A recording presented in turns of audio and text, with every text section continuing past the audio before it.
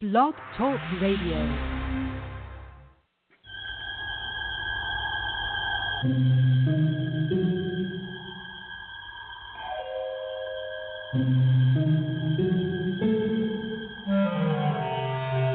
Archangels, ghosts, and Bigfoot, oh my.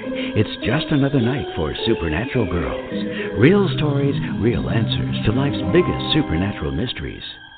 And now for another exciting interview with paranormal experts from this world and others. Here are your supernatural hosts, Patricia Baker and Becky Andreasson. Supernatural Girlz.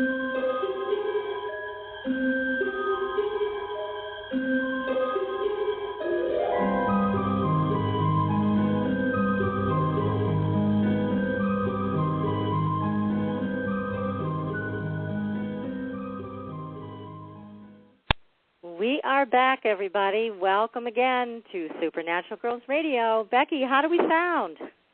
Well, I hear no echo over there. How about me? You sound great. I think we're good to go. All Yay! Right. Yes, yay. Oh, my goodness. So finally, we will eventually be able to get Ed Malkowski here with us on the show. But in the meantime, I have a few announcements to make. So let's go right to that. We've got our website, supernaturalgirlz.com. Want to remind everybody to subscribe to the newsletter, and you'll get all the latest show information, the discounts on terrific products from Enter Health, Wise Choice, Organic Wine Company, and there's going to be more coming on board. So lots of wonderful discounts for all of our listeners. And we also have the Supernatural store with products. And, Becky, you and I are going to be teaching a new class. yes, exciting. It is. It's called Dreaming the Impossible, a return to a state of grace. So if you are tired of the constant struggle and you want things to be easier in your life, this class is for you. It's all designed to remove obstacles and basically create just a state of grace for you in your life for right now. So it's going to be a lot of fun. And there's only 4 people that we're going to be working with. So it ensures a lot of personal attention. And we're going to be using dreams in self-reclamation, which is a totally new thing that I've been working with over the last year, and I'm happy to share it with everybody. We're also going to be doing a 3-step affirmation process that actually works. We're going to be using something called the Emotion Potion for the ultimate in emotional freedom. And we're also going to be doing connection via ancient angelic prayer, your specialty, Becky. And we're going to be teaching the most powerful statement you can make that will set positive change in motion immediately. So for more information on that, go to our website, supernaturalgirlz.com, and you can email us with any questions, and we will be happy to answer them and also put you on the list for the class. So that is what we are planning to do, and I'm very excited about it. Yes, me too. It's going to be fun. It sounds, yes. I'm looking forward to it. I know, me too. And I love watching people transform. I love watching people's lives get easier. And so this is going to be just great in every way. Absolutely. And Power Preppers is back, 5 to 6 p.m. on Thursday. And this week we're going to be talking about ham radio, something I've always wanted to learn about. So ham radios, here we come on Thursday, 5 to 6, Power Preppers. And if you can't listen to our shows when they're live, everything's archived, so you can listen at your own convenience. And at the end of tonight's show, Becky, you're going to deliver another message from the elders to one of our listeners. Yes, I sure am. I have it right here in front of me, and I'm excited to deliver the message to the person out there. Yes. Good. Excellent. And I have just one small piece of paranormal news tonight. Now, there's not a lot of things that give me pause in the paranormal world, but this one did. You've heard of the devil dogs, right? Hounds from Hell? Yeah. Oh, my goodness. Now, the first time I ever heard of them was when I was watching the scripted series Supernatural that I love, and they talked about the hellhounds, and they were scary then. But people have actually claimed to have seen them and even photographed them in Logan County, West Virginia. Oh, my. Oh, that is close to home. It is. I know. That's why I'm bringing this up. Want to put you on alert. And according to these, watch out. According to these guys that saw them and photographed them, these things are part of the canine family, but they're super large, like 200 pounds, and they have 3 toes. The back legs are taller and bigger than the front legs, and they drain the blood out of their prey, and their eyes glow red. So that's the kind of thing that just makes me kind of hold my breath a little bit when I hear about things like cringe. that. Yeah, that's terrifying. Wow. It is, and we know so little. There's so little history about them. There's some mythology, but it doesn't. There's not a lot of information, and especially the question of why are they turning up now. They were also spotted in California, where they did significant damage to somebody's car. They ripped right through the metal and everything. Oh my word! Yeah, and some guy went out to do something in his yard, and lucky for him, he was behind a gated area when he saw these things. But he described very similar. It was a very similar description to what the men saw in West Virginia. So I don't know why they're turning up all of a sudden. It seems like people are reporting them. So we'll have to keep an eye on that. Maybe Varla Ventura next week will give us more info. Oh, that would be good. Yeah. Yeah, so we're going to have to remember to ask her. Yes. Our guest next week, who's an expert on monsters. She may know the answers to these questions. Yes. So tonight, I think there's a lot of strange there's things just too many up, mysteries, I think. I know. It's hard to keep track of them all, but this is an important one. This is an important one. So, but tonight we're talking positive stuff, too. This is the first time in a while I've heard anybody come out with something positive about our future. And that's why I know you and I are both thrilled to have Ed Malkowski on the show, and he is the author of a number of books, including Ancient Egypt, 39,000 BCE, Sons of God, Daughters of Men, Before the Pharaohs, and the Spiritual Technology of Ancient Egypt, and what we're going to be talking about tonight, which is return of the Golden Age, ancient history, and the key to our collective future. So I'm excited to hear good news for a change. Yeah. So, Ed, welcome to Supernatural Girls. You are live on the air. Thank you, ladies. Thank you for having me. And your class sounds like it's part of the new coming golden age that you're going to be teaching. Oh, thanks. I think it is. Yes, I think it is, too. And I'd like to ask something. When you see, which we have seen, right, Patricia, golden light? Yes. And in the actual room, just appear, golden light throughout the whole room. Is that what they're calling the Christ consciousness or the omni-consciousness that is the golden light that is here now? That's us. That is it, because we've experienced it already, haven't we, Patricia? It was awesome. We have. Yes, we've seen it multiple times when we've done work together. Yes. And we were amazed. And we've even captured it on film. Yeah. Yes, absolutely.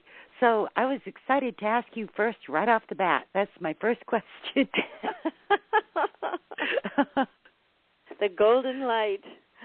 Yes. But, Ed, you've got so much material in this book, and this book is available, as all of your books are, on Amazon.com, and I really want to encourage everybody to get a copy of your book and read it from cover to cover, as both Becky and I did. It's fascinating. I mean, you really have given us just so much wonderful information about our past and what our potential future could be. How did you get involved in all of this? Oh, it's really a lifelong quest. It's one of those things where I had my first so-called epiphany or spiritual moment when I was 8 years old. I was in the bathroom. I had woken up and was getting ready to go out to play. And I was washing my face like my mom taught me to do. And I was looking in the mirror, and all of a sudden it was like I was looking back at myself. And these questions just popped into my head. Who am I? Why am I? Why aren't I someone else? And then it kind of left me, and I went out and played. But it resurfaced about 5-6 years later. And I had another epiphany when I was around 13 about life and love. And then when I was 20, it was about Christian religion. I had a bit of epiphany about that. So that went on, and all my life I've been fascinated about history. You know, what is history? Why is history so long ago? What happened back then to make me who I am and to make society what it is? And that was kind of the largest question right there. That was seems to be an overarching question in my life: is why are things the way they are? What is history? Who are we? Where did we come from? And where are we going? So in my first book, Sons of God, Daughters of Men, I was convinced that the earliest stories in Genesis were mythology. And when I say mythology, I don't mean they were fiction. I just mean that they were written in a different style of communicating truth than what we're used to today. And so I try to overlap archaeology and geology with biblical mythology and other mythologies to try and find some truth in there. And when I was doing that, I got to meet John Anthony West and got into ancient Egypt. And it seems to me that in the ancient past, almost everything points to ancient Egypt. It really does. It really does point to ancient Egypt. And John Anthony West is just remarkable. You're very lucky to know someone like that who is willing to go against the grain to find the truth. Well, that kind of blew my mind. That was actually kind of the beginning of my modern times search for truth in history. It was 1993. John Anthony West had teamed up with Dr. Robert Schoch, and they went over to Egypt and did a redating of the Sphinx. And, of course, the conclusions Dr. Schoch came up with is the Sphinx is much older than 2500 BC, a lot older, maybe even as old as 10,000 BC. And this was a big NBC 2-hour documentary special that was hosted by Charlton Heston. And I still remember watching that and just saying to myself, oh, my God, we've basically been lied to our whole lives about history. It's true. And that was groundbreaking when they came out with that. And actually, Dr. Schoch has been on the Power Prepper show talking about solar flares. And of course, he did bring up the actual age of the pyramids, which is so far beyond anything that we've been taught. Yeah, yes, it's actually, when you start thinking about it seriously, it's actually really, really crazy. So my first 4 books really were concerned about history, the philosophy of history, ancient Egypt for the most part, and more recently, I've been alive for plus years, and I've noticed that things have changed drastically if you start looking at longer scopes of periods of times. For example, what exists right now is really nothing like what existed 30 years ago. And when you start looking at cultures, our culture particularly, there's a lot of change going on. We had the 20th century is now behind us by 14 years. We had the 20th century, which turned out to be just about the most bloodiest century in the entire history of humanity. And then the Cold War, and then the Cold War's over, and there's talk of a new world order. And then China throws in the towel on their central planning of the economy, and they join the capitalist world. You have the youth of today, which seems to be really getting away from those traditional Christian doctrines. There's a movement called the Emergent Church, where a lot of these young Christians, they're getting away from the hell thing, not even thinking that hell exists, and moving in more Gnostic terms, the way they believe. And then there's Professor Dr.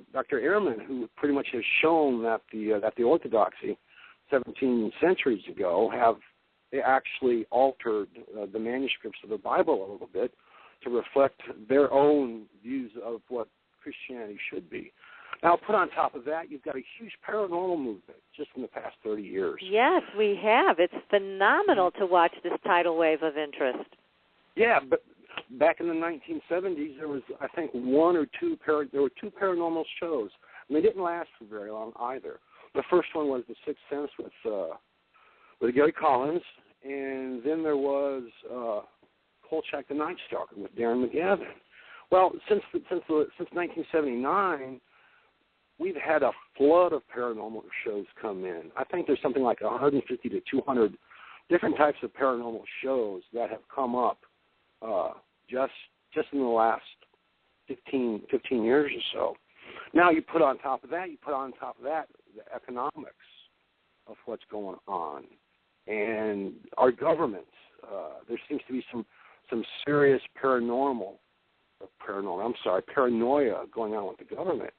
So, when I look at things in this big historical context, I see society and culture just kind of going off in all these different ways. Of course, then you've got aliens and UFOs and ancient aliens. So, I have to say to myself, what is going on? Yeah, what is going on? Like, for example, why do you think there is so much interest in the paranormal today? Well, it's a search for truth. We build models as a society. We build models of what history is. We build a model of what life should be. And if you look throughout history, going all the way back to the ancients even had a model of history and life themselves. But if you look at our Western culture and the models that we have built, the very first model coming out of Western culture was Christendom. This is going back to the 4th century, the Common Era. You have Rome pretty much doing away with their traditional old religion and grasping onto Christianity, spinning it around a little bit and making their own model of what life should be and what history is. And that existed intact almost for 1,000 years, bringing us all the way up to the 15th, 16th century. And of course, as everyone knows, they were very repressive to the people in their ideas and their model of what life should be like. Oh, yes, absolutely. So then you have a rebellion against that, okay? And that rebellion comes in the form of science. And it takes 100 to 200 years, but science wins out because science actually benefits society. You've got scientific inquiry that leads to scientific knowledge, that leads to scientific technology, which leads to industrialization, and you actually have the lifestyles of people getting better because of science. Right. So we're talking 18th, 19th century, we have this industrial revolution going on, and science becomes predominant. And then at that point in time, they kind of create a war against religion. And coming into the future, science becomes very predominant. Well, I think what's going on right now is a kind of a rebellion against that science model. So you have all kinds of paranormal stuff going on. That's kind of my take on it. Well, I think that's an interesting answer, and I agree with you. And I also think, to take it a step beyond, you mentioned the paranoia towards the government. I think the government also has paranoia towards the people because we have the numbers. And so for us, we're looking at our institutions that have failed us, and there are so many of them. Where do we go from here? We're turning inward, and we're turning to other dimensions that cannot be regulated by the government. What are they going to do? Put a tax on astral travel? Or, penalize us if we talk to an extraterrestrial? You know what I'm saying? It's like they have no business there. So it's a place where we all can go and be free. Well, see that here I see that as the Internet. I'm not saying that the Internet is spiritual, and like you ladies, I have my own spiritual pathway. For the past 5 years, my dream world has been just outstanding in many ways, shapes, and forms, and has brought me to a totally different point of view now I had, say, 12 years ago when I started writing books. It's a very different thing. What's going on, I mean, from an actual physical, material, cultural standpoint, is the Internet. The Internet has changed everything. Yes, it has. She started out, well, just think about it for a minute. And before 93, before we had the Internet, all we had was large radio shows and large television stations. And you had to be super wealthy to have a television station or a radio station. So there was kind of a control on information that was being disseminated into the public. The corporations, would tell people what they wanted people to hear. Likewise, government would do the same. Right. Well, with the advent of the Internet, there's no more control.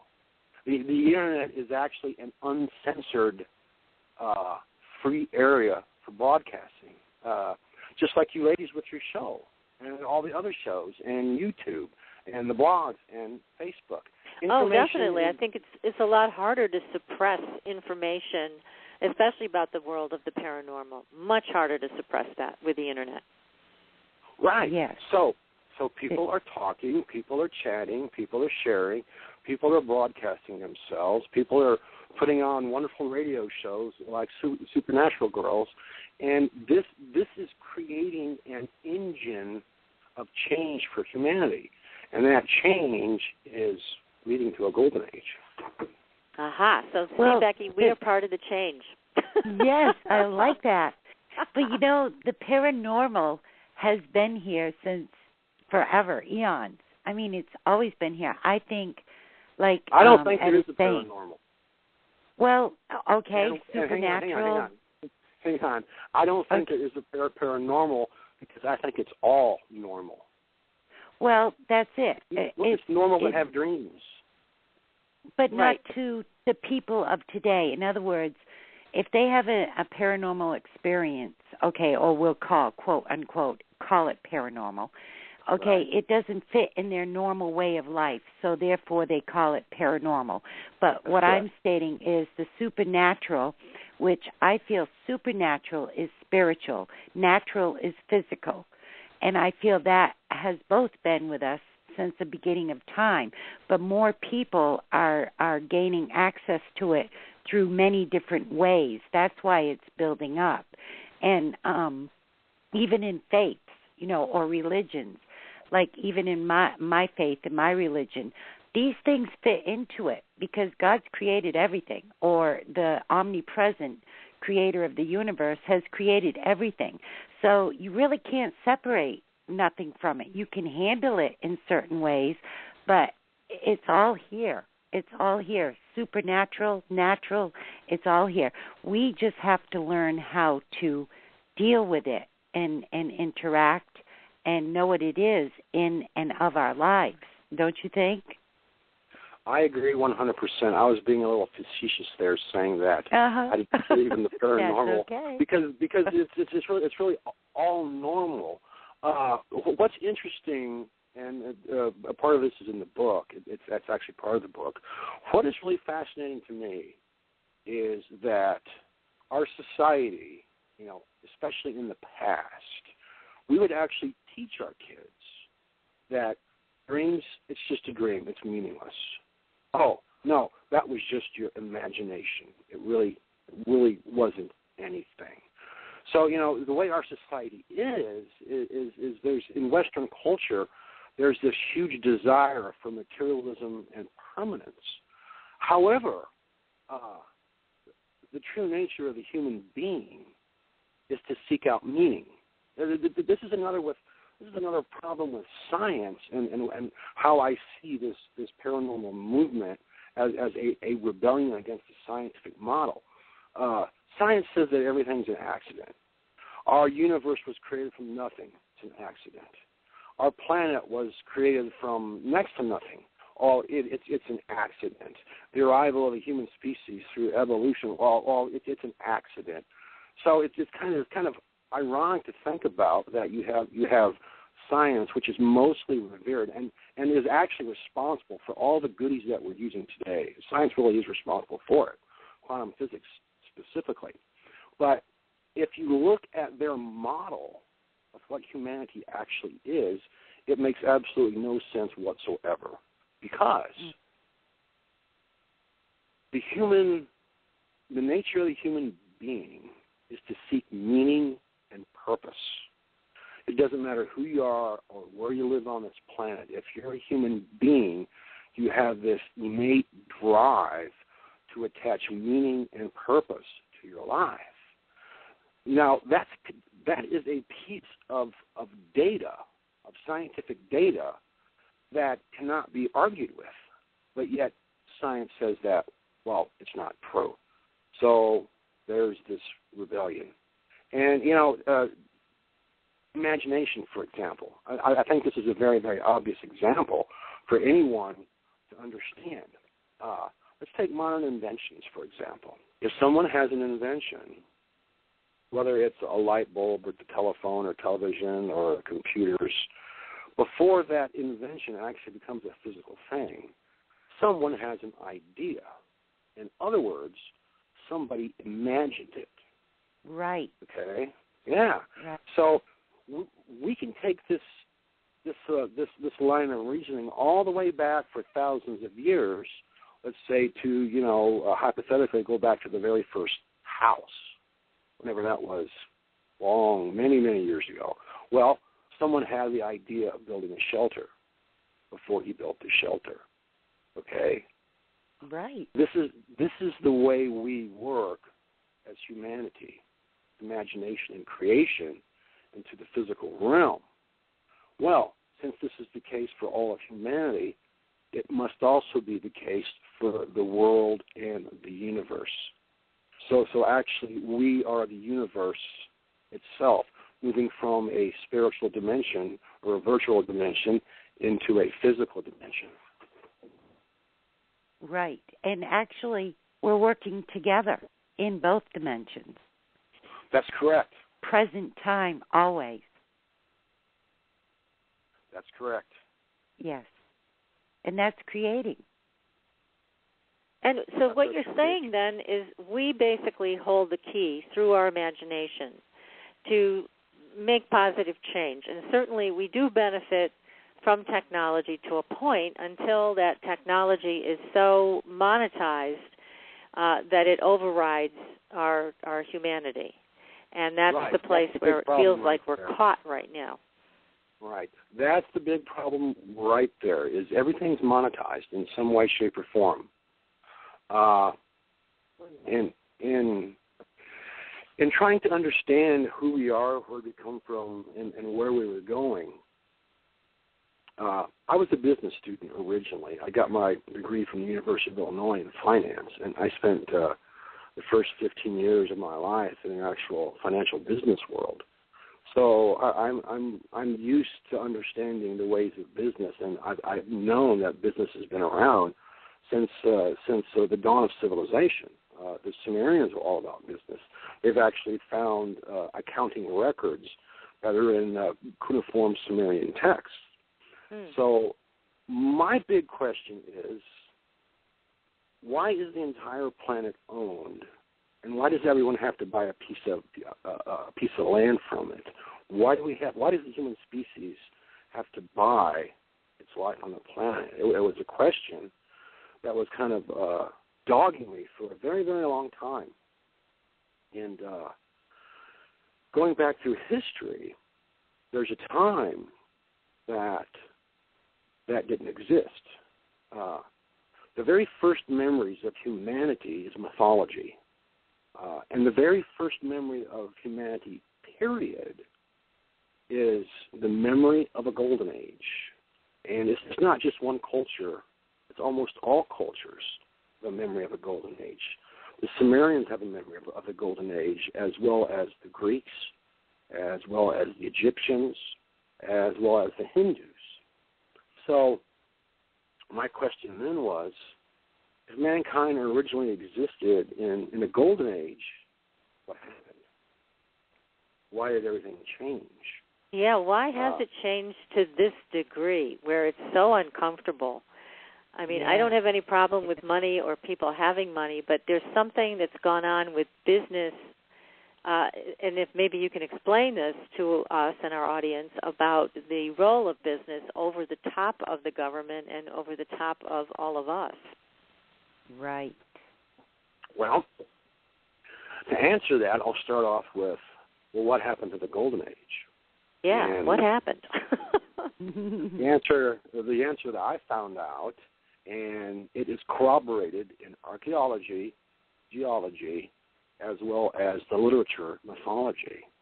The Golden Age was destroyed by a celestial disaster in our solar system.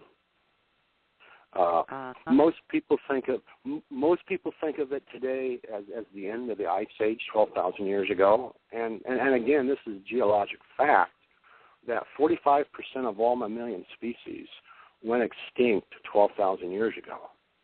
But up until most recently, we really didn't know why. Okay, but now, and I think Dr. Schock has some good information on that too in his most recent book. But there's several others, and the consensus is 12,000 years ago, our planet was bombarded from a disaster outside our solar system, and it almost destroyed the planet.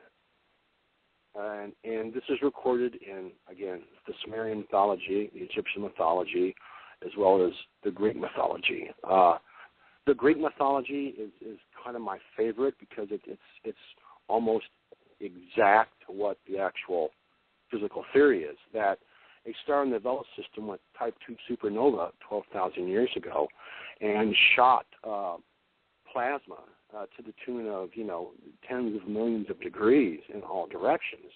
And a large planet-sized ball of plasma came ricocheting through our solar system, and it swept by the Earth and caused great damage. The Greek myth of Phaeton and the Chariot of the Sun, kind of explains per se exactly what happened. And at the end of the myth, the myth is set between the planets, where Phaeton goes and borrows the Chariot of the Sun. He can't control the horses, and there's fire going everywhere around all the planets.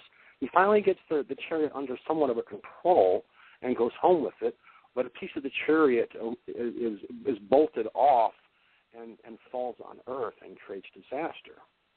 So that mythology really matches up well with what happened 12,000 years ago.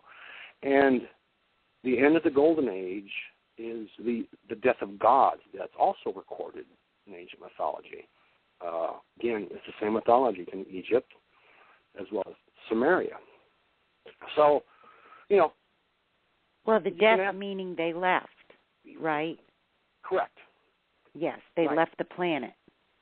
The planets left their positions and went to new positions.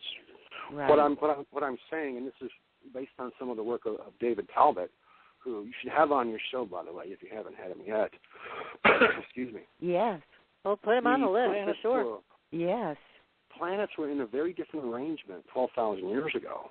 We could actually see Saturn and Mars and Venus just like we can see the moon. Those were the gods. Wow. Okay. And when this disaster happened, it broke up our orbits and put the planets into new orbits.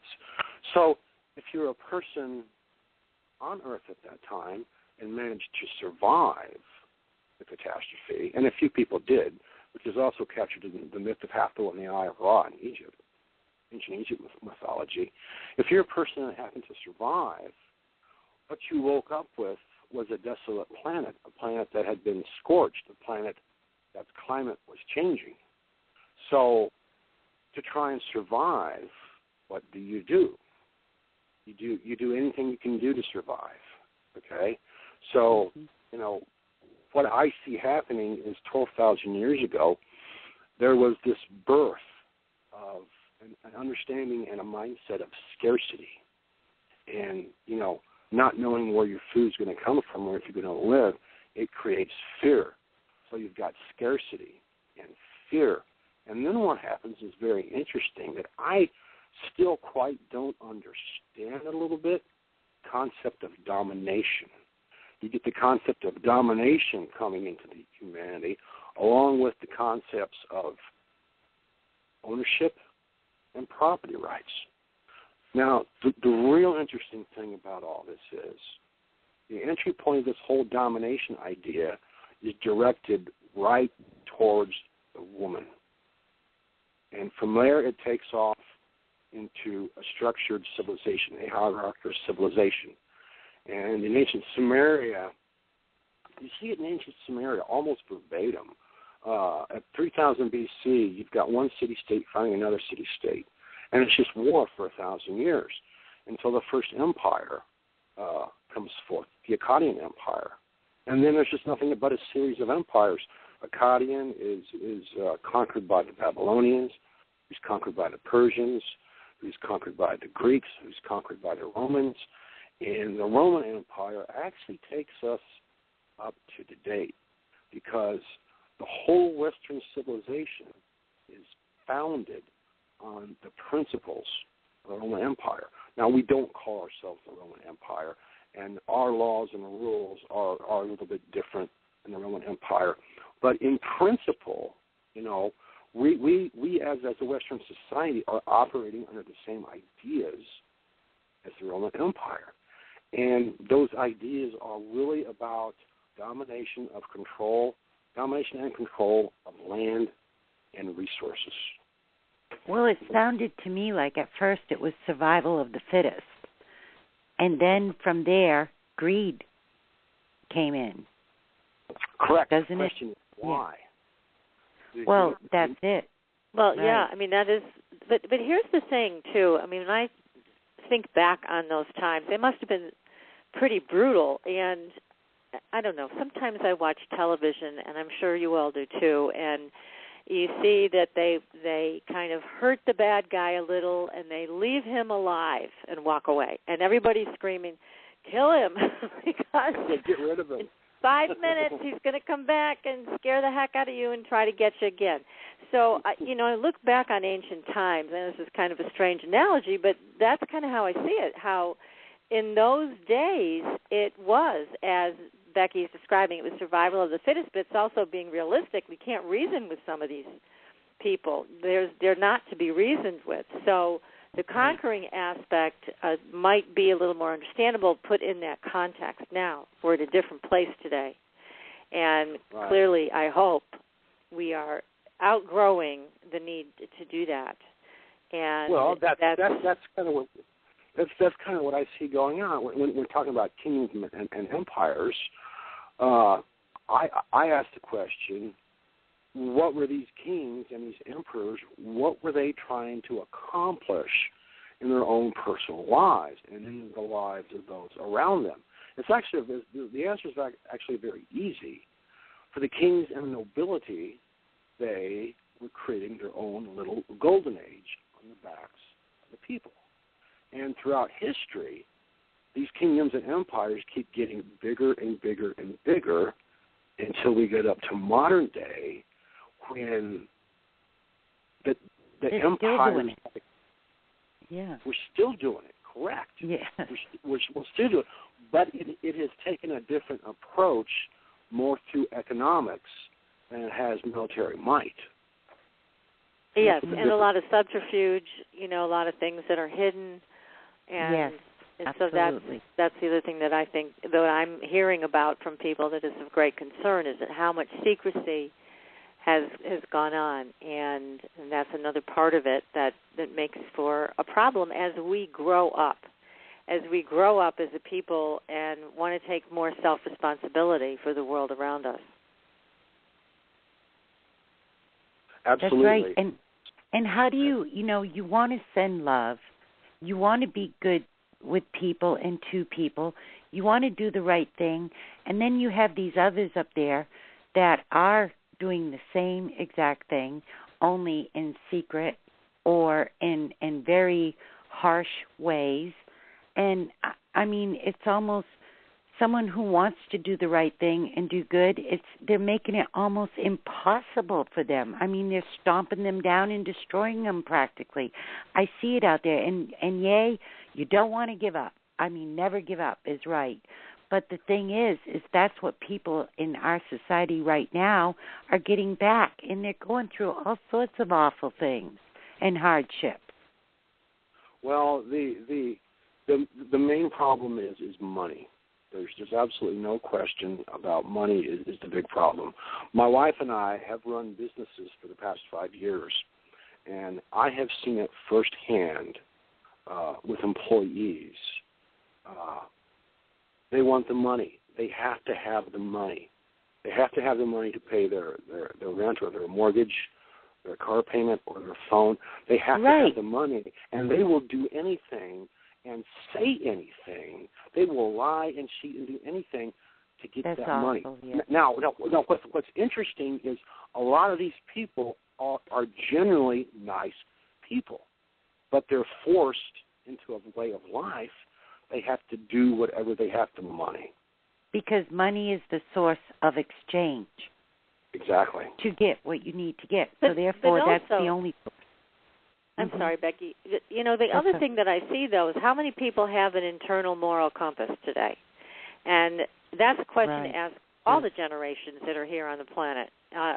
Where is the moral compass, and where is right action? And you bring up property rights, and this is a big pet peeve of mine, because I helped a friend of mine write a book on property taxes. And what we found was a tremendously antiquated property tax system. Now, each state has their own laws, but it's pretty much the same except for California and Alaska. Those two states have a little bit of a different system. But just about everywhere else in this country, you have a system that is built for corruption. I mean, built for it. Yet, you know, when this book came out, written by an attorney, I was like, this is going to change the face of property taxes in this country. People are finally going to see what's being done to them. And, you know, we uncovered all kinds of stuff. We uncovered assessors assessing people for property they didn't own, for buildings they didn't have, for, you know, increasing the square footage that wasn't there. And when this book came out, it went nowhere. I mean, people's eyes glazed over. And they couldn't believe that this is something that was going on a daily basis. A lot of these people had never even seen their property record card, which is the document that they decide how much they're going to tax you on. I mean, how many people have seen this document? Not very many. And yet that's what holds the key here. That's what shows you what's going on. And you have the right to see it. You have also the right to see your assessor's property record card. And what we also found was that, you know, it's in towns, small towns especially, assessors were lowering their own property taxes. What a surprise. So, again, where's the internal moral compass? But even more importantly, in my mind, where is right action, where people band together and say enough? We're going to put pressure on our legislators to change the law so that people can't assess property where they live. And they have to have a high level of training. I mean, right now, assessors across this land don't even have to have a high school education. So they're assessing your house. They're telling you how much your property is worth. Doesn't that make you kind of scratch your head? So, but who's fighting this? Very few people. So that's something that I just wanted to bring up because it's concerning because it's one aspect of how we drop the ball. Well, it's let's think about it philosophically, just for a minute or so, okay? If you have to pay property tax on your property, it's not really your property. Okay, exactly. Bingo. Because if you don't pay the property tax, guess what? The municipality that you live in has the right to confiscate that and sell it to pay the taxes. That's right. So you're actually renting your property from the government. Yes, and we allow it. See, this is the thing, Ed. We allow it. I mean, people, it's crazy. They don't know what to do, you know. But there is a system in place that can work if enough people get together and put the pressure in the right places. I mean, one of the laws that I proposed to the Massachusetts legislators is to at least mandate that from this point forward, assessors cannot assess property in their own towns where they live and own property. I mean, that's just common sense. Yes, that is. It's a conflict of interest. Yeah, I would think so. But, again, this thing is sitting around collecting dust. Now, I have to kind of gather my resources and keep sending emails over, make a phone call, ask my friends to do the same.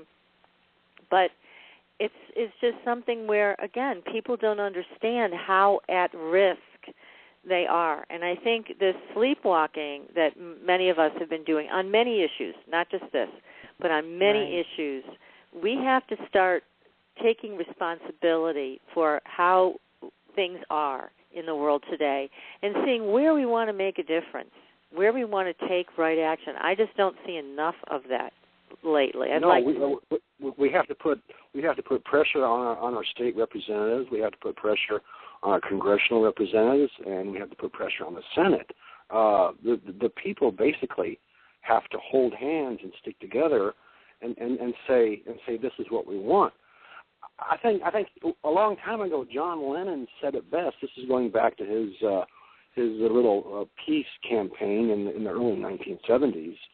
War is over if you want. And he went on television and he said, basically, the people have the power. They've always had the power. All they have to do is use it. It's that simple.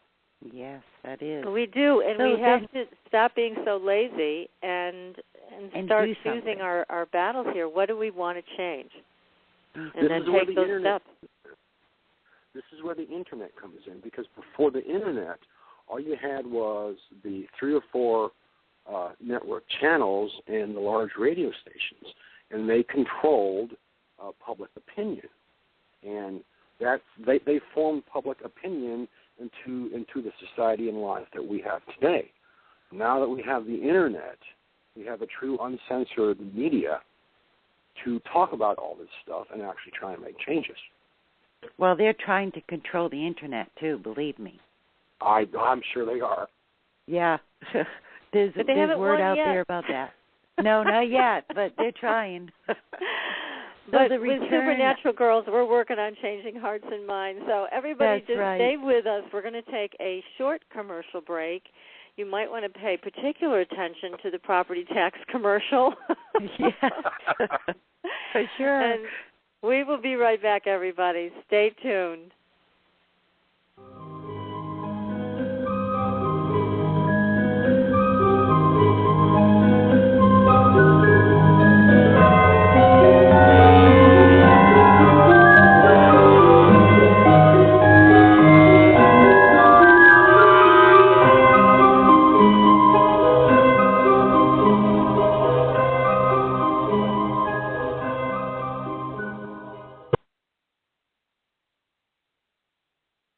Your property tax bill. Have you seen it lately? It's frightening. Your property taxes are going up while your home value is going down. It's time to fight back and win. For the real truth about the property tax system, get attorney Pat Quintilian's book, Are You Getting Screwed on Your Property Taxes?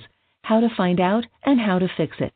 Attorney Quintilian answers all your questions and gives you the facts you need to fight a property tax bill that is spiraling out of control.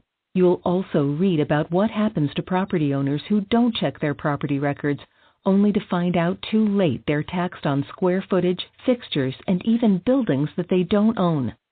Is this happening to you? Learn your rights. Buy attorney Pat Quintilian's book today. Are You Getting Screwed on Your Property Taxes? How to Find Out and How to Fix It. Available on Amazon.com.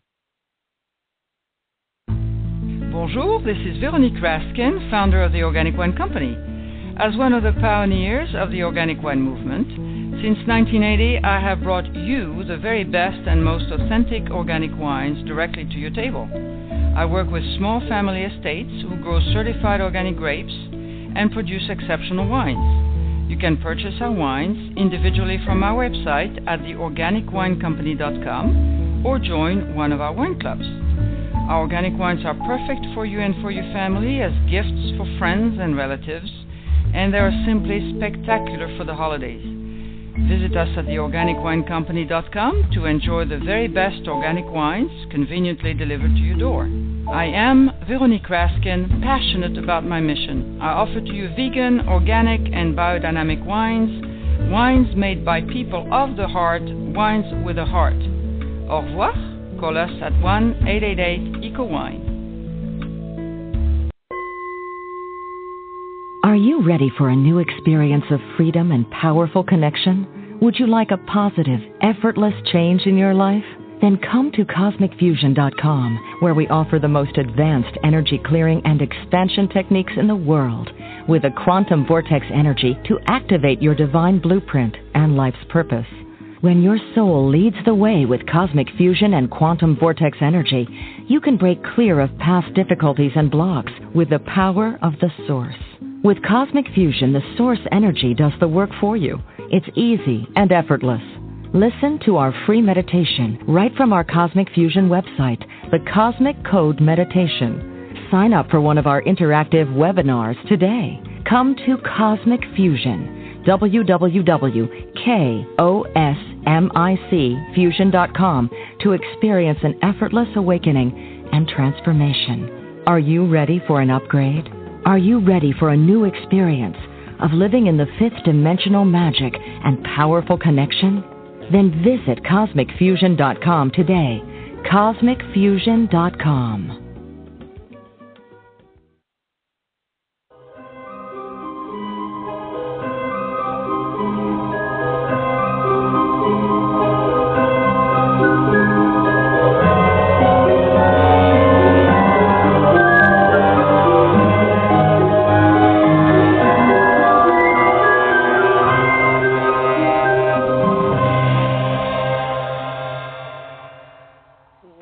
Everybody, we are having a very spirited discussion with author and historian Ed Malkowski, who is the author of many books, including the one we're talking about this evening, which is Return of the Golden Age, Ancient History and the Key to Our Collective Future. And that's available on Amazon.com.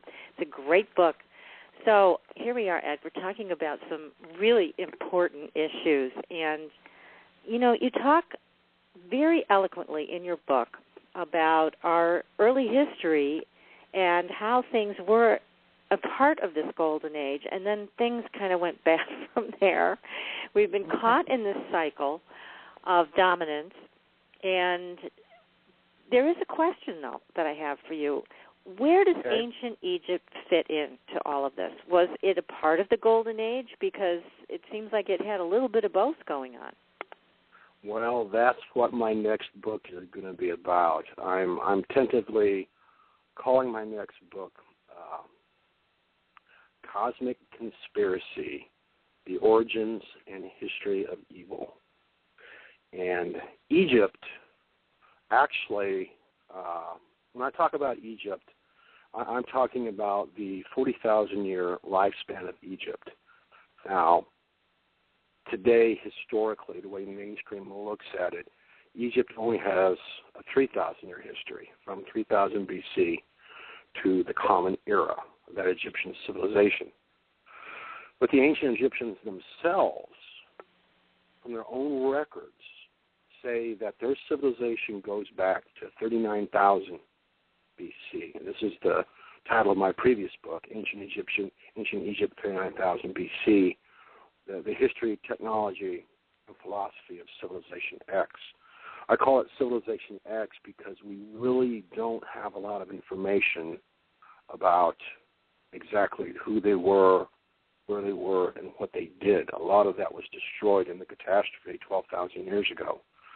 But enough people of that super ancient Egypt survived the catastrophe that they were able to restart civilization around 8,000, 9,000 BC. They were the people that built the temples and the pyramids and all these wondrous structures that we see over in Egypt today. We see the ruins of them.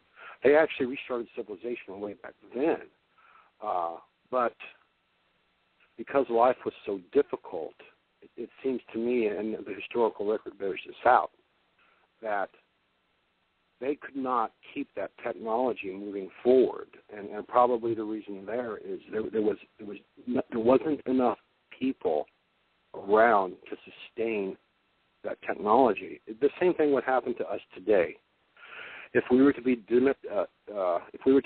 decimated by a celestial fireball today, and most of the Earth was destroyed, those survivors, well, we wouldn't have any need for automobiles, for telephones, for any of this stuff. The survivors would pull together in isolated pockets and just worry about living, about getting enough food to eat and shelter and heating.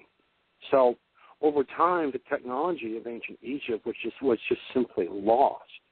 However, what came forward through ancient Egypt was their philosophy and their point of view and their style of government for the world or for their civilization. Now, there's all kinds of talk about, and everyone kind of knows this, that the ancient Egyptian method of government was the pharaoh, which means great house, and their academic system was called the Temple Mysteries. No one really has kind of figured that out exactly what they did and how they operated, how they governed themselves. But one thing is for sure, however they governed themselves, their civilization, as far as the historical period goes, that lasted for 3,000 years. Now, an interesting point comes up with Plato and his most renowned work, The Republic. If you read The Republic, Plato gives you a whole dissertation on what's good government and what's bad government, and then he gives you his ideas on what would be a good government. Well, after Plato's lifetime, I believe the philosopher Cantor brings this item to the surface. He says that Plato was mocked by his peers while he was alive because everyone in Greece at the time understood that the Republic Plato was talking about was actually the way ancient Egypt governed themselves, and that Plato was just kind of taking what Egypt did and reforming it into a new book called The Republic that he called it his own. Interestingly, well, we've got this sense of the pharaohs. I mean, we know that a little bit about them, and some of them were enlightened beings, winged pharaohs they may have been called. But then we also have this hierarchy with the priests. And what is that? I mean, is that where things started to go awry? It went awry very slowly. Probably the last 1,000 years of ancient Egyptian civilization, you have a dilution of the way they ran things, and you had more outsiders infiltrating into their culture and marrying and mixing. And as time moves forward, ancient Egypt becomes more hierarchical. But originally, they were not. In fact, I think a good symbol of the whole idea of ancient Egypt is found in the diadem, the crown of the pharaoh. The crown of the pharaoh has two symbols at the forehead. One symbol is that of a snake, of a serpent, the cobra, and the other symbol is that of a vulture. For the longest time, these symbols were really mysterious things. No one had any idea what these symbols meant. But a Frenchman by the name of René Schwaller de Lubitz, back in the late 1930s and 1940s, all the way through the 50s, spent like 15 years in Thebes, a modern-day Luxor, and him and an archaeologist worked there trying to understand the symbols and the hieroglyphs of the Egyptians, is trying to put together, exactly what they were talking about in their worldview. And I think he did a wonderful job. I'm a good fan of his and a student of his. And what he came up with is that the ancient Egyptians were using animal figures as symbols to represent natural occurring principles and concepts. In other words, the whole language of hieroglyphs and animals is actually a scientific language explaining the observable universe and nature that we live in. Now, back to the diadem. Why the serpent and why the vulture? Everyone knows that the serpent was very revered in ancient times. I spent a month in Egypt in 2007, and there was literally serpents, sculptures and statues of serpents everywhere. Well, they used animals to portray ideas and concepts. The serpent, as we see in the Garden of Eden, is a very special serpent. And that serpent symbolism from the Garden of Eden is actually borrowed from the Egyptians. But it's twisted around in a little bit of a dogmatic way to mean something else. The original meaning of the serpent was creation. Okay, you have the serpent or a snake, which is a singular-bodied animal. There's no appendages. It's just one thing. Well, conceptually, this is the origins of our. But is it also considered Kundalini energy? Because when that energy moves inside someone's body, I mean, they do, if it goes all the way through all of the chakras, then they do become enlightened. They do reach a whole different state of being. Could it also mean that? I think we lost Ed. We lost Ed. Ed, yes. Are you there? We lost Ed. Yes. Okay, Ed.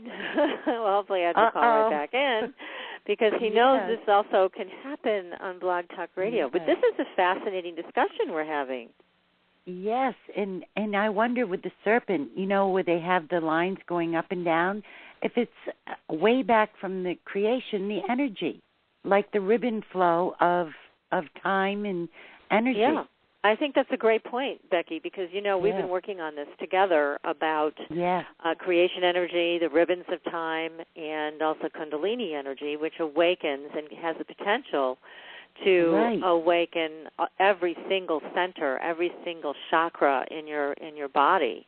There was a wonderful book written by Joan Grant called Winged Pharaoh, and she had all of these past life memories about Egypt. It was a great book.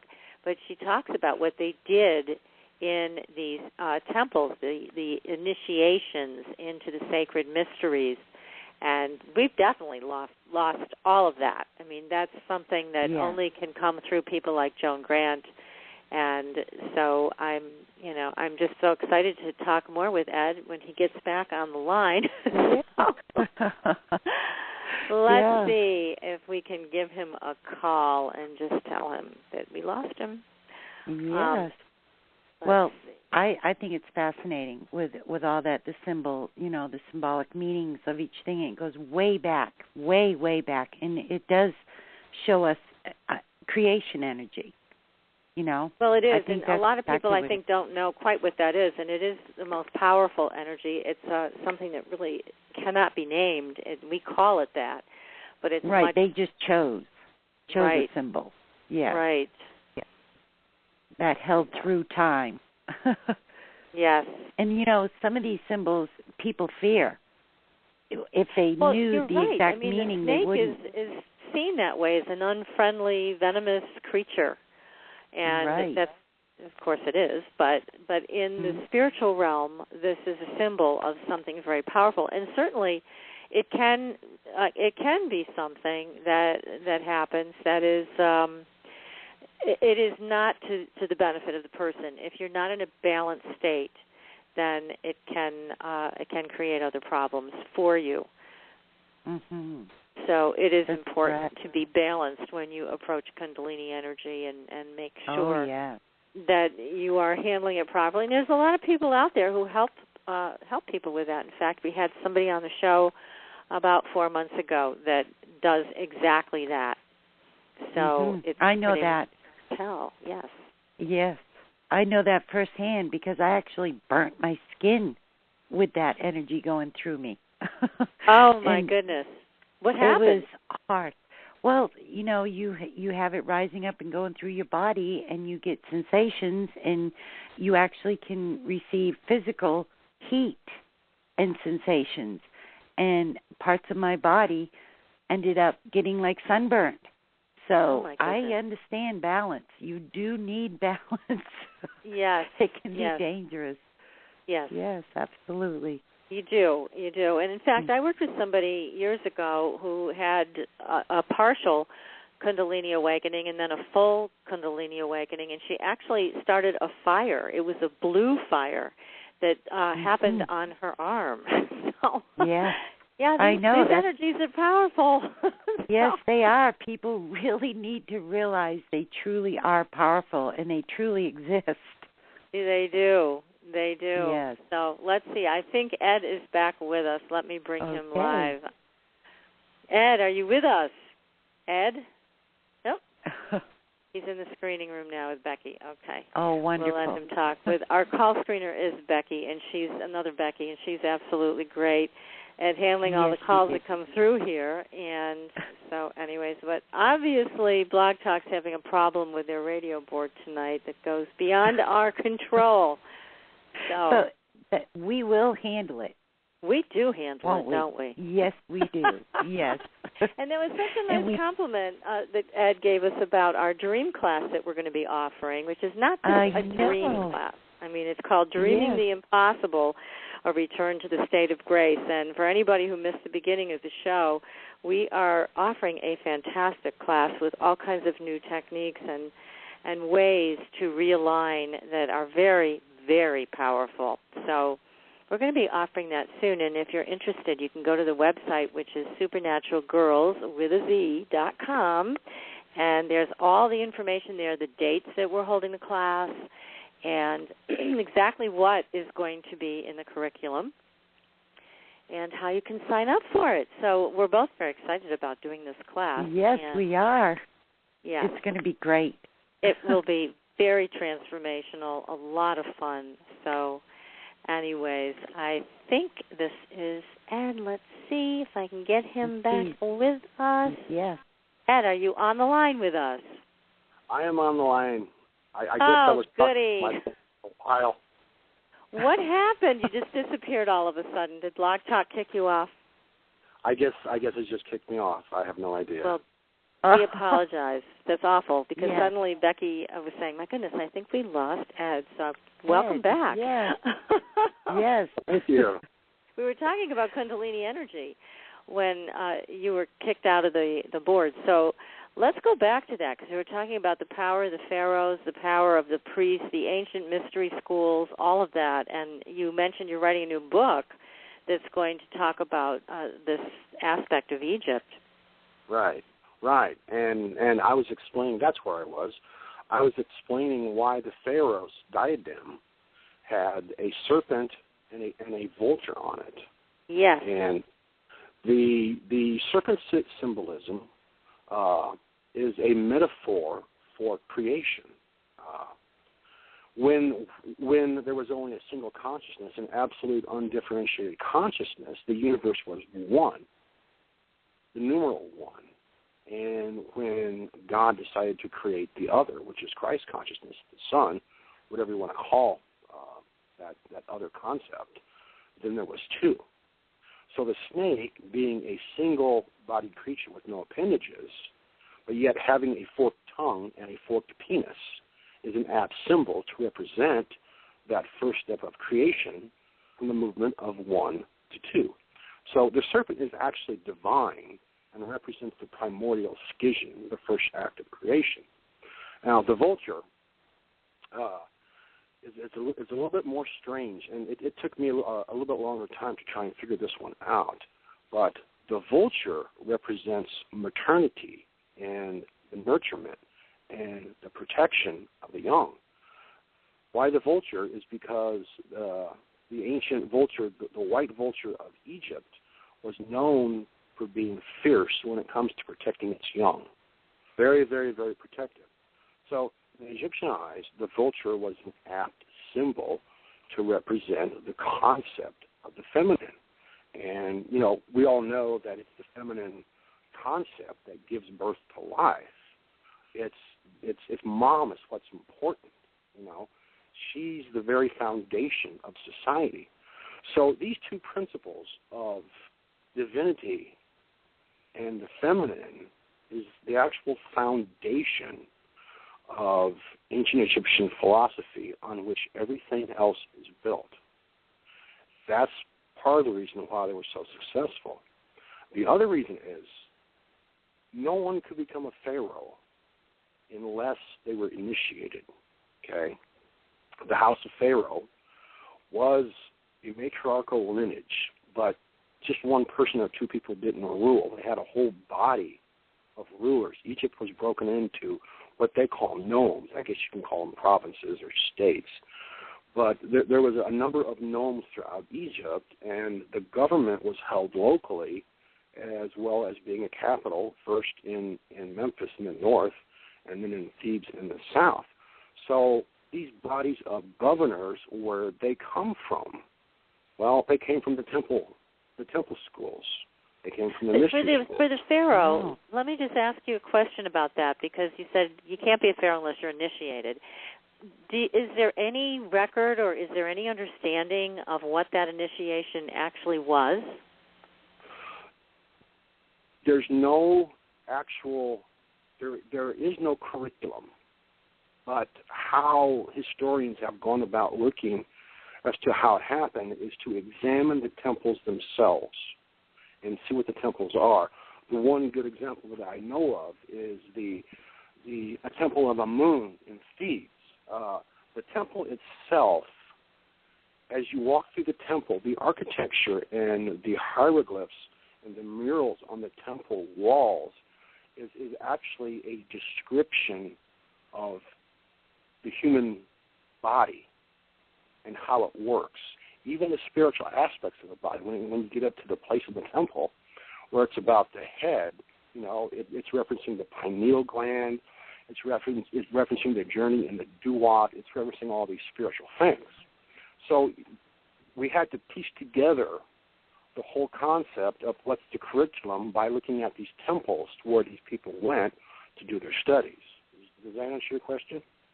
Yes. I mean, because what I'm thinking is we're at an interesting point in history and in our lives when we have more choices than we've had in the past to explore these realms, and we ourselves can choose to take a path of initiation if we want to. And I wonder if you see that as a part of birthing the Golden Age, that we bring ourselves to that point of initiation. There's absolutely no question about it. I have had my own initiation sequence that I had mentioned at the first part of the program. It had actually kind of begun when I was 8 years old. But, becoming a young man in society, I went society's way, going into business school, and all that. So there's a system that lives on top of humanity and tells us what life should be like. But we people have to have this inner thing inside of us that wants truth and meaning. So in my own initiation, if I could put a timetable on it, the 93 documentary with John Anthony West was a turning point, but around 12 years ago is when my initiation truly started. And as each year went by, and as I learned more, what happened to me, and this would happen to all people too, but this is the pattern. At first, the knowledge is mental knowledge. It's intellectual knowledge about life and history. But as you sink deeper into your initiation, that intellectual knowledge starts moving into actual experiential knowledge in dreams, in visions, in the paranormal. But yes, this is what society has to do. We, the people, we have to become initiated to understand what's going on and to be able to hold hands together and get this golden age off the ground. Yeah, that makes sense, because really if we're coming away from these larger institutions because we've lost faith in them, they have let us down for one reason or another, whether it be the church with the problems with sexual molestation or the government with its overreaching and doing all the things that they've been up to, the scandals, and that nobody's ever held accountable, it seems, at least in this administration. It's so disappointing and disheartening, but yet on the positive side, it allows you to stop looking at them to take care of you.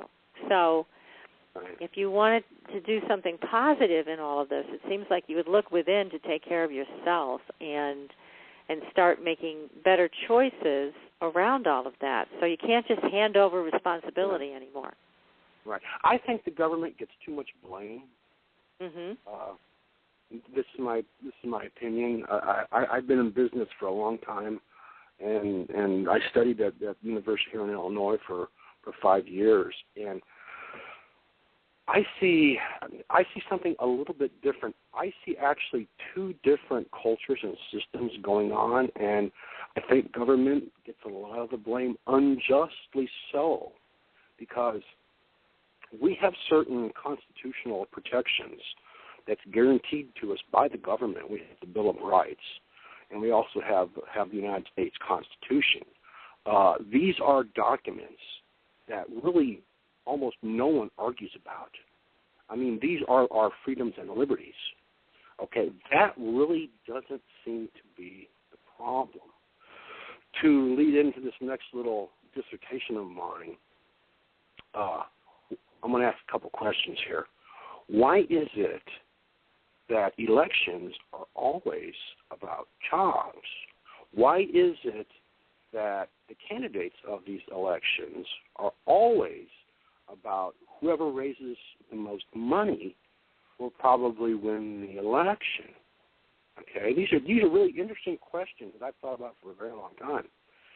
And it seems to me, and this is truth because our media actually talks about that, we have the public sector and we have the private sector. Now, the public sector, our life with the government, is covered by documented rights. Now, the economic sector, the so-called private sector, is the economic sector. There, we don't have any rights. An employer can fire you anytime for any reason. And as technology has come forward during these past 50 years, the large corporations, have retooled everything and have leveraged technology to get the human element out of the picture and to rely more on technology and engineering. That way, you don't have to pay people for their work. You don't have to provide for them health insurance, dental insurance, and life insurance. So getting rid of the people, has given the corporations all that much more power.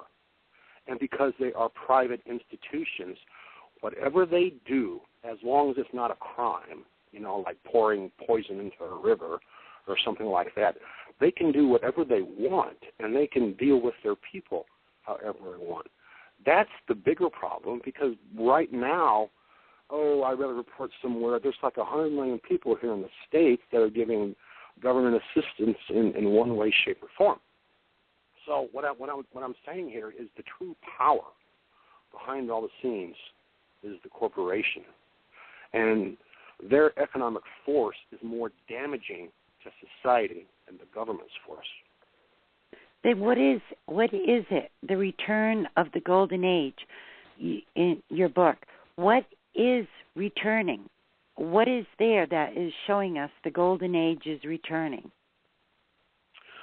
What's going on right now, especially in these past 20 years, people are rebelling against the models that have been put forth to us: the economic model, the science model, the religious model. People are reaching out into all kinds of things.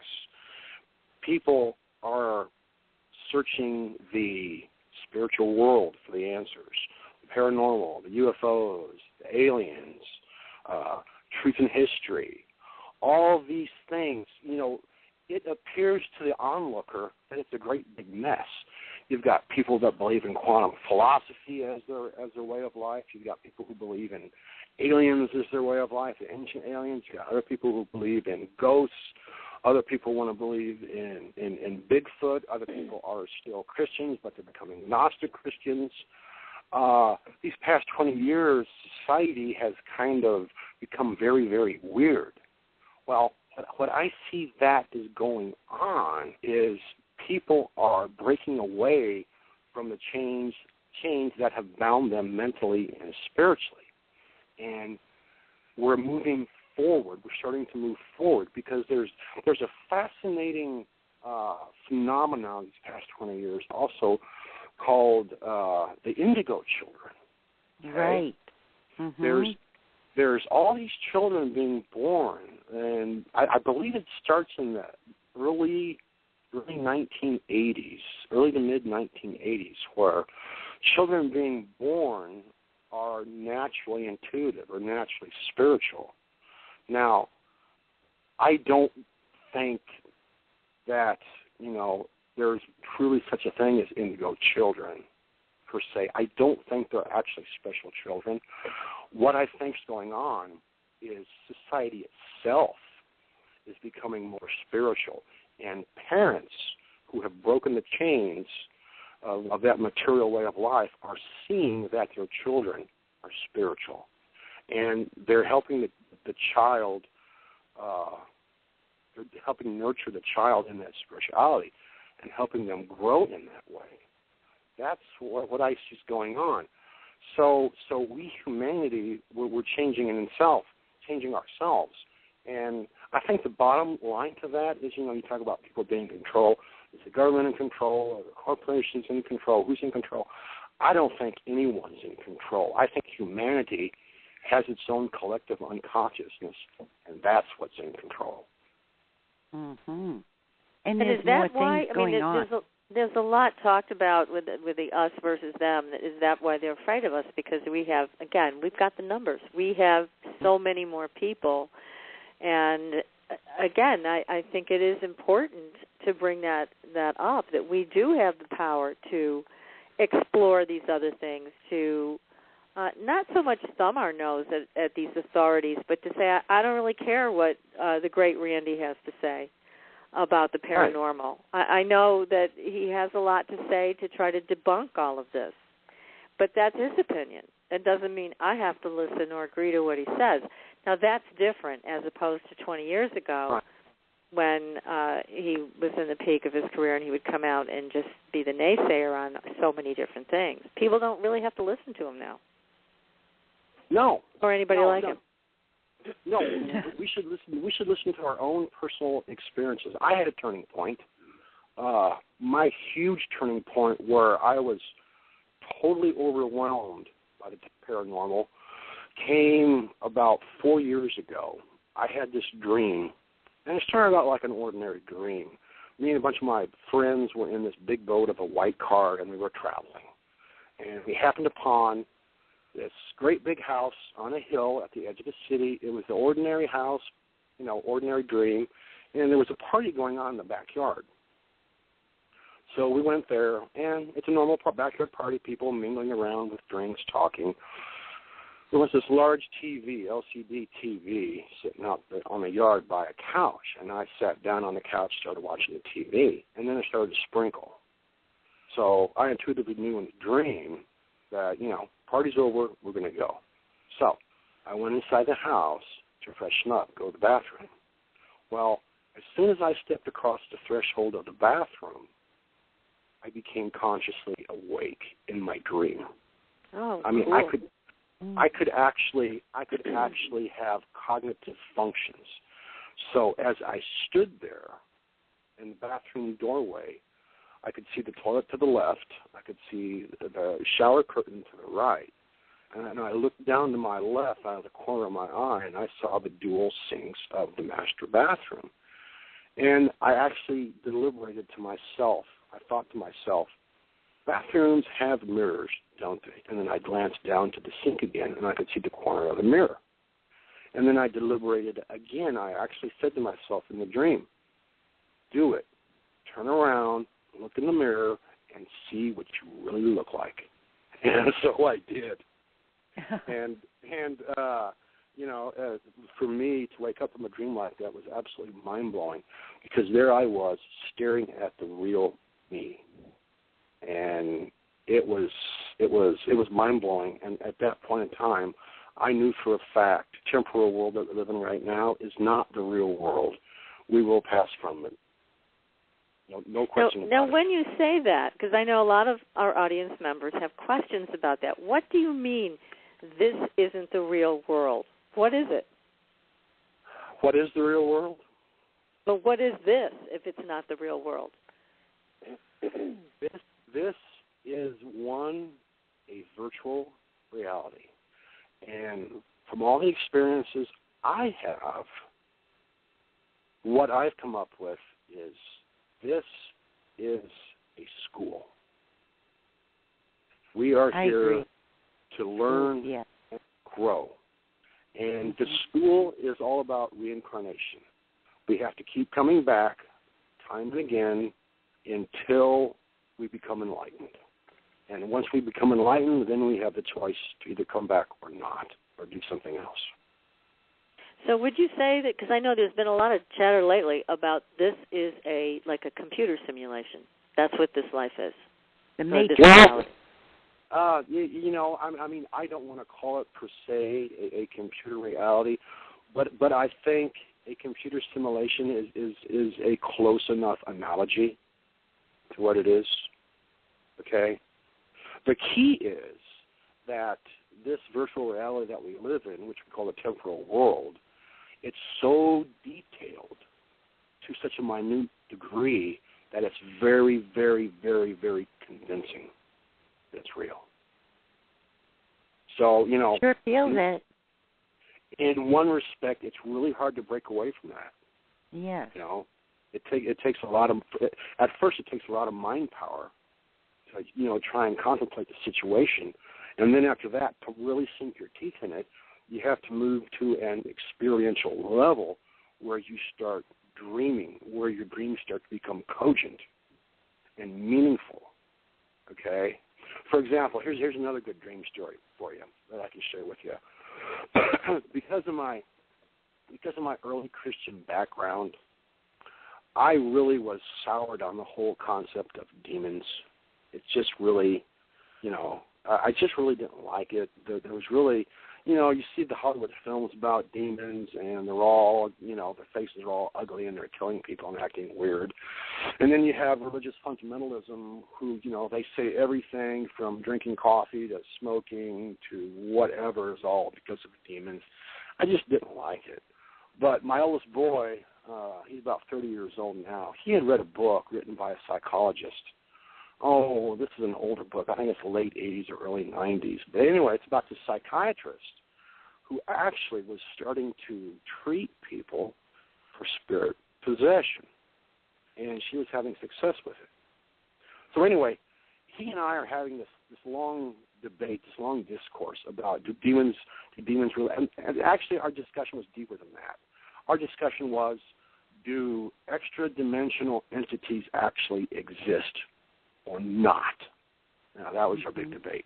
I was taking the side, no, they didn't. He was taking the side, yes, Dad, they did. Well, it was about a year ago. Dream was actually another mind-blowing dream.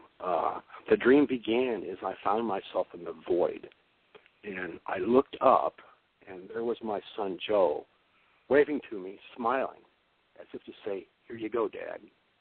And as I looked down in front of me again from looking at him, sprawled out across this invisible couch was this creature.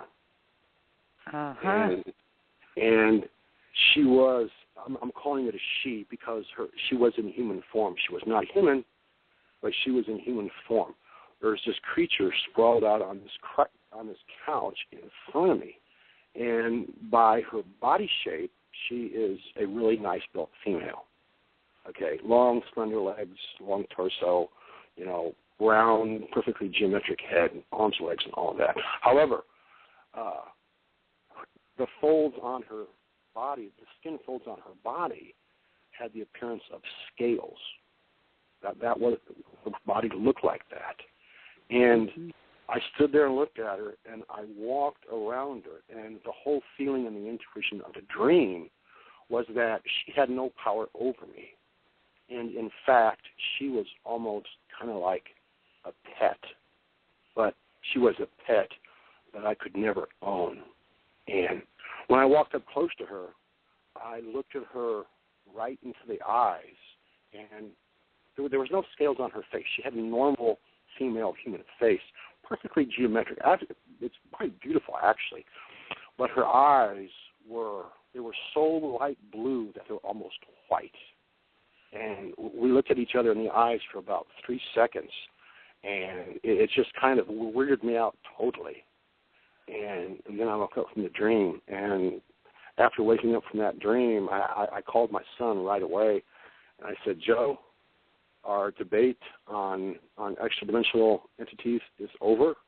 You win. I can see it. Very good. Yes, that's terrific. Yes. Terrific. So it gave you a real life experience that there are extra-dimensional or interdimensional beings, whatever you want to call them. Yes, interesting. That's right. Well, you see, what's interesting about my son Joe is he used to be a PhD student in neuroscience. He's not any longer. He's got some very severe problems with his back, and has had 3 back surgeries in the past 5 years. Oh, no. But him being a PhD student in neuroscience, he knows a lot about the brain, the mind, how it works together, what actually goes on. And there's fascinating things about dreams, because dream in your brain, in your mind, a dream creates a memory in the same way any physical activity creates a memory. In your mind and brain, you can't distinguish between what's a real memory that's physical or a memory that's a dream memory. What's important about that is it explains a lot about who we are in truth, okay? Because our consciousness never sleeps. Our bodies go to sleep, but our consciousness keeps going on. So if you can maintain, if you go to sleep and you're going to sleep and falling asleep, if you concentrate to yourself, stay conscious in my sleep state. If you do that and are ardent about it, sooner or later you will break through that dream barrier, and you will be able to go into what I call a mind space, and to wander around and have journeys in this great big multidimensional universe. Like astro traveling. Yeah, exactly. You can call it astro travel. You can call it dreaming. There's probably a few other phrases or words you could use there, but yeah, it's all the same thing.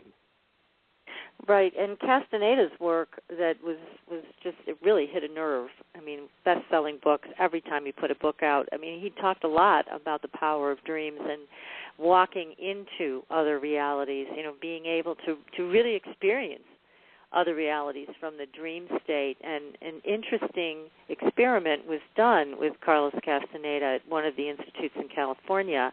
And what they did was they picked, I believe it was around 14 people, and they said, we want you to keep track of your dreams every night. Just write everything down in the morning when you get up. And if anything unusual happens, please call the Institute in the morning. Well, it wasn't long after that every single one of them called the Institute the same day and said, last night, Carlos Castaneda walked into my dream and shook my hand and said, hello, I'm Carlos Castaneda. Please call the Institute in the morning. So it was a tremendously successful experiment, but it shows you the power of dreaming. Like you said, lucid dreaming. I think Carlos went way beyond lucid dreaming. He was able to control where he went, who he saw. I mean, there was just a tremendous amount of power there with what he had learned from the shaman that he called Don Juan. But again, there's so much, and I agree with you, to be learned from the dreaming mind. And yet I find so many people today don't want to pay attention to their dreams. They don't want the so-called work of it, like keeping a dream journal, or, I mean, it's like it's just too much. People don't want to be bothered. And I think it's a terrible shame. They're missing out on a lot of power, just leaving it right on the table. That's where the system comes in. That's where the system that's where the Western European economic system comes in that we've built. Well, we can call it what it is. It's a consumer society. The whole consumer society is completely against everything we're talking about tonight. Okay? Yes, you're right. They hypnotize you. They hypnotize you with commercials and programs and ego. You know, if you watch TV long enough, you actually start feeling bad about yourself because you're not as pretty as that girl on TV.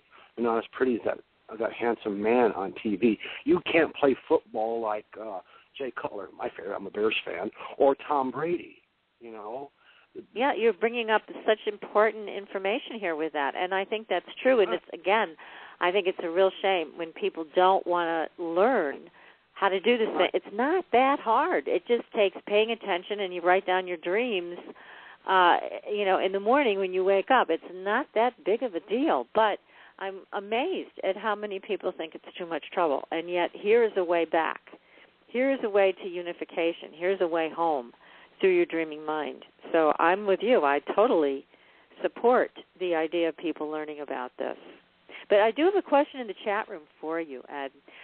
This lady would like to know, when you looked in the mirror and saw yourself in that remarkable dream you had, did you look like what you look like here? What did you look like? She would like to know. Well, the best I can answer that is I did look like me, but I didn't look like me. Now, the best way I can describe it is I was still the size I am now. There's a physical difference between a man who's 18 and a man who's you know in his 40s or early 50s. When I was 18, my muscle mass was not nearly what it was today. I was like 160 pounds at 18. Today, I'm probably about 240. Broad shoulders. You've expanded. Right. I filled out.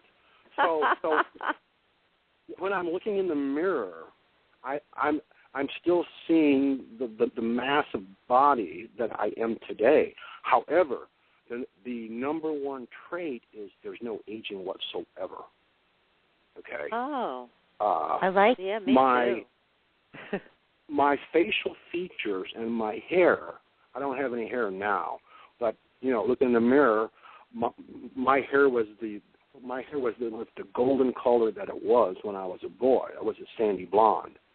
And so when I'm looking in the mirror, I see delicate eyebrows perfectly formed, a nose perfectly formed. My eyes are blue, so I had these glowing blue eyes in the mirror. But the number one freaky thing about my spiritual true body is the complexion of my skin. Oh. My skin was a perfect complexion, and it actually glowed a little bit. It had a shine to it, and it was pretty crazy. Wow. So there was an agelessness about your image, and there was an agelessness. There was kind of a youthfulness about what you looked at in the mirror, as well as an inner, would you say, an inner glow, like a cosmic glow to your face? Well, it was my. I mean, all I could see was my neck and my face, but I assumed it was my whole body. I assumed. Well, this is where we can go back to physics just a little bit, so I can brag on my youngest son a little bit. My youngest son is a physicist out in Santa Barbara, California, and we've talked about physics and philosophy and consciousness for many years now. He actually got some big credit on my last book because he helped me kind of come up with a new theory on the pyramids. But anyway, talking about the shine of my skin, this is from an actual real-life physicist. And this is going to address our material reality, the atoms that make up our material reality. He says that light, meaning a photon, light and its reflection the interaction with its reflection, creates the appearance of matter. So matter itself is actually composed of light or photons. So when I was seeing myself in the mirror, that shine from my complexion was actually coming from the actual light source that my body is, which makes sense because this whole subject of beings of light is actually an ancient subject itself. Yeah, your spirit body. Mm-hmm. Yes. And yes. Here's something else that I really think what's going on here in this temporal world. I think that we come here and we created this world as spirit beings into physical beings to create new ways of sensation.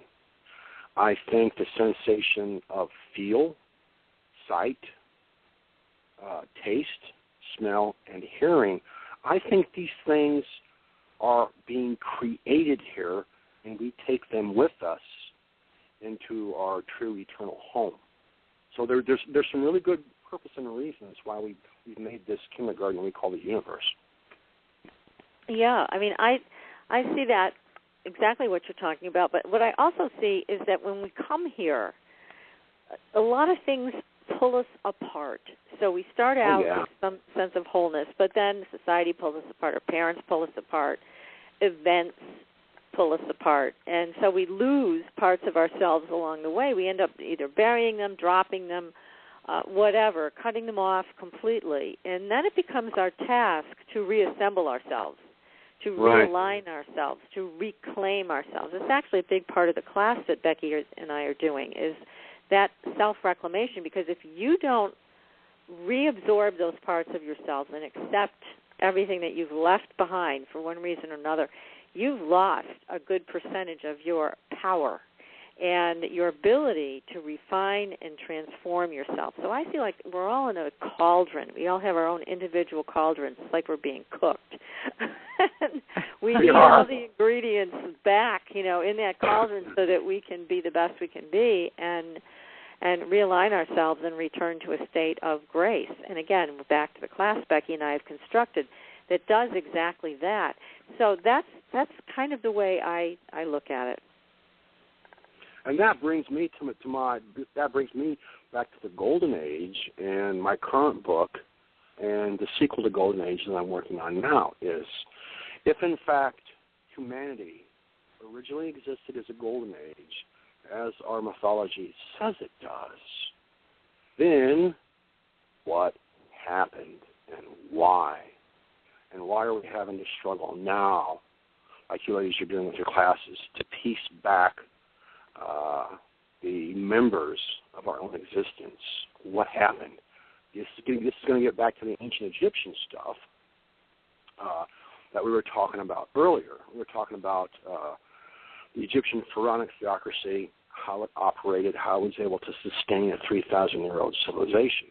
What's really, really fascinating is the first century of our common era, when Christianity got underway and when Rome hijacked the Christian philosophy and turned it into a religion. Well, the Egyptians were there, and the Egyptians had already had a 3,000-year history of spirituality behind them. And when Christianity came up, it was okay. It was cool. Because the whole concept of Christianity is really very, very, very simple. That concept can be boiled down into one statement, and that's do unto others as you would do unto yourself. The whole thing about Christ is peace and goodwill to all people. Okay? Absolutely. Well, the Egyptians saw that Christian philosophy was being hijacked by what I call archons or rulers, and they wrote about it. They left us documents explaining what happens. These are the so-called Gnostic documents that were found in southern Egypt in 1945, the Nag Hammadi texts. There's multiple documents in there that tell us, folks, what was happening here in the first century was a hijack and a ripoff. The so-called God of the Garden of Eden is not God. It's actually a blind entity that wants to rule this world. You know, two of the more important documents that I can name off of hand is the hypostasis of the archons, an untitled document called On the Origin of the World, and another document called The Truth About the Resurrection. So I find it personally as a historian that these Egyptians saw what was going on and actually wrote about it and documented what was going on.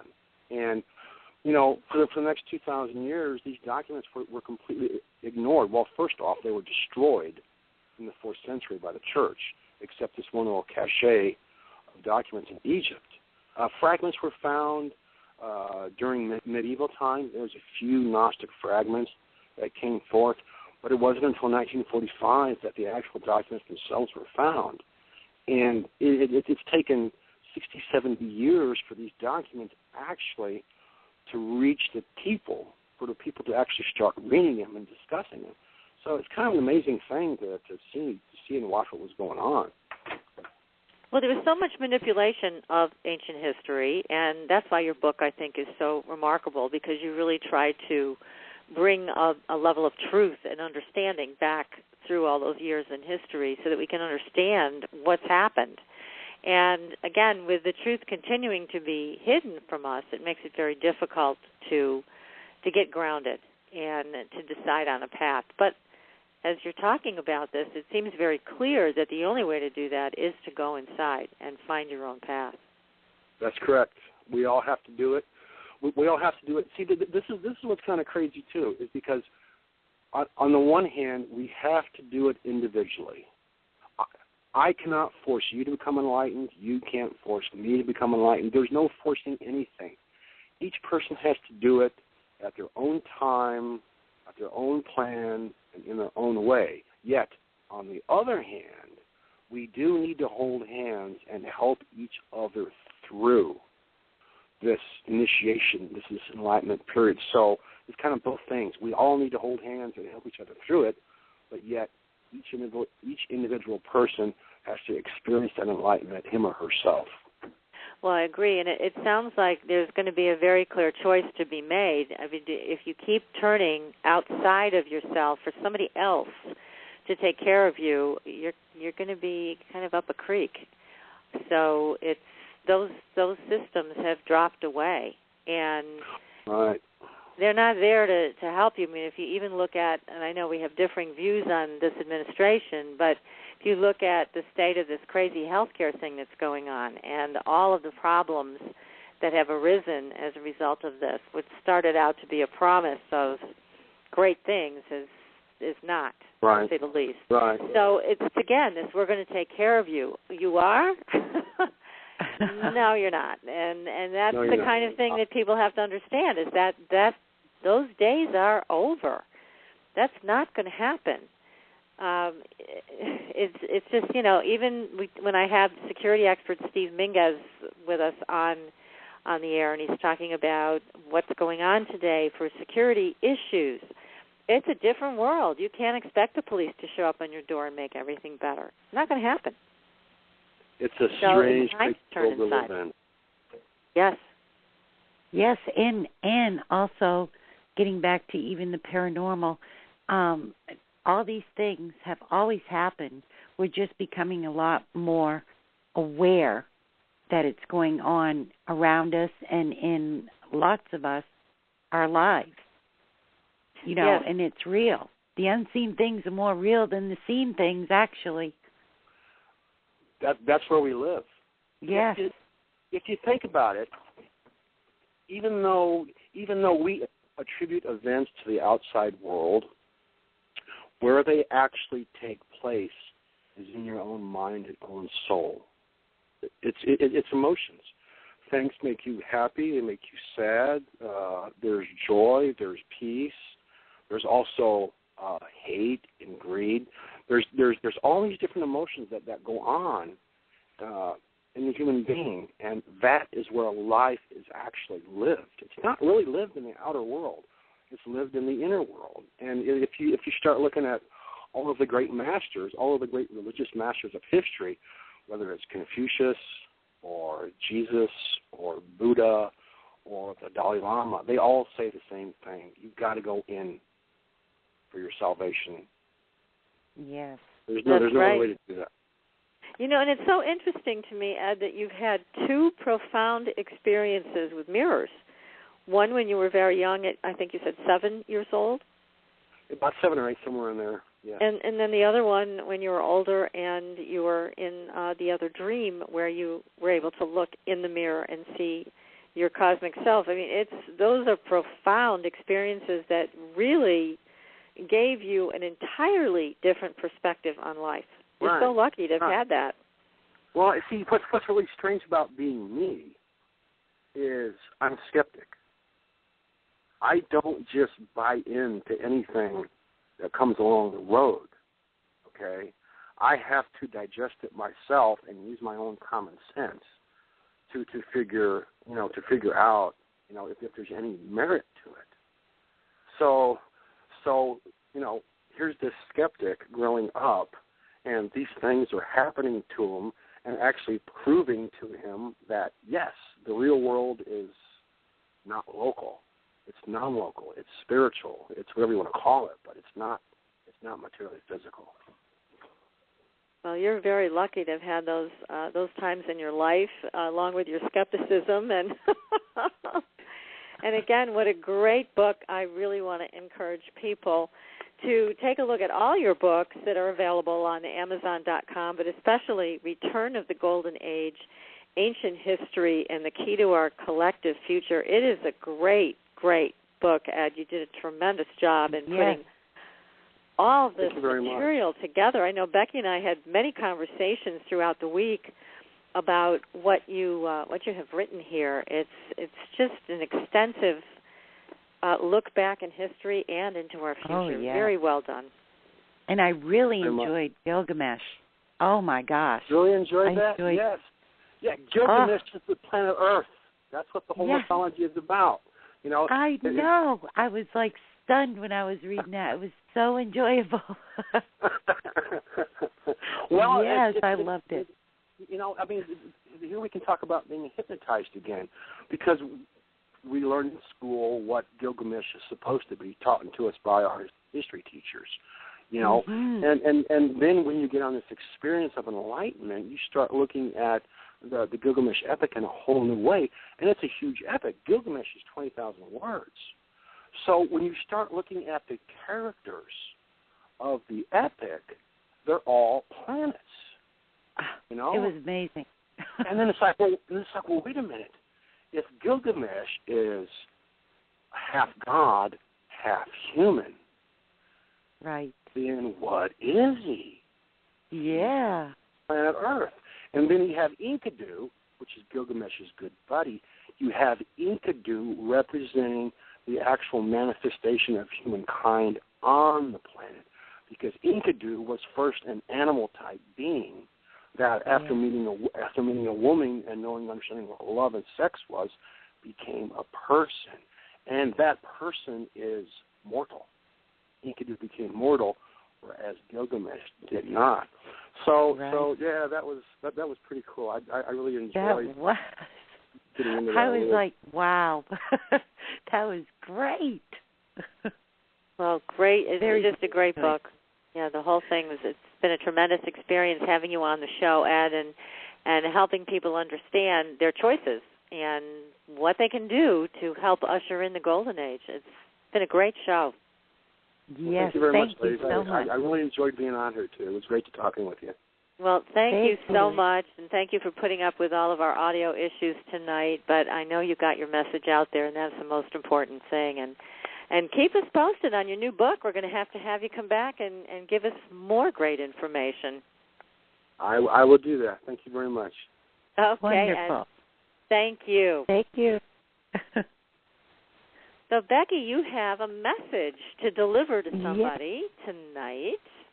I absolutely do. The message from the elders tonight is for Seal, and this is Seal's message. No longer dormant. Activate now your 2 key elements, explore and self-express. Yoshinailarasi iya e turakahi andarasu andoshimiate ashiate okriasasia onyande e oshukoronoto yande sarata. Seal, we are with you. And there you have it. That's a message for Seal tonight from the elders. Wow. Thank you, Becky. And Seal, when you get that message, if you'd like to respond to Becky, feel free to do so. Becky's email address is on our website, which is supernaturalgirls.com. And I know Becky would love to hear back from you on that. I would. Yes, that's a wonderful gift. Wonderful gift. What a so great everybody, show. Oh, it's tremendous. And if anybody's interested, I know people have already been sending emails in and questions about the group that's coming up, the class that we're teaching. That is starting in a week. And please feel free to go to our website and read all about it. It is called Dreaming the Impossible, A Return to the State of Grace. And Becky and I are both teaching that class for 4 sessions, and only 4 people will be allowed in the class. So make sure that you get your personal attention. So it's going to be a lot of fun, a lot of transformation, a lot of change in a positive way will happen. Absolutely. So, Becky, it's been wonderful. Yes, it has been great, and I really enjoyed the show. And, just amazing. That book was amazing. It is a great book. So, again, the name of the book is Return of the Golden Age, Ancient History and the Key to Our Collective Future by Ed Malkowski. And this has been wonderful. So everybody have a terrific rest of your evening and weekend. And we will be talking with you next week. Our guest is Varla Ventura. She's going to be talking about all kinds of monsters, banshees, and all kinds of stuff. I cannot wait to pick her brain on those devil dogs, too. Me, too. Everything that's out there, it's going to be awesome. Wonderful.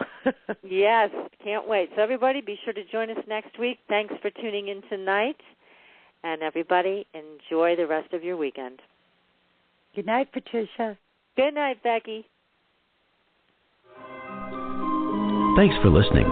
Tune in next week for another radio adventure with Supernatural.